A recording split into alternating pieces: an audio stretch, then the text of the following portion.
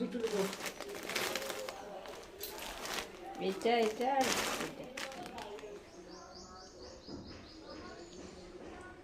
5 টাকা করে কম দাও আর কি বলবো। মদন কুটির কুটির আলু বাটা না ওটা বাদ এটা খেয়ে রেখেছে মদন কুটির খেয়ে যাবে। এটা ভালো চাষ করলে ভালো লাগে। আর পাঁপড় আছে?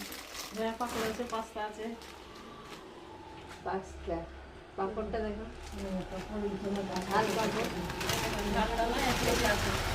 এটা 1 কিলো 500 এটা কিসের? এটা ঝাল না, মানে ওইটা ওই জিনিসেরই কিন্তু এটা খেতে ভালো। এত বড় পাপড় না পাপড় সে খুচরো নিয়ে এটা এই পাঁচশো কি দাম আছে? হ্যাঁ 500 কি দাম আছে? এটা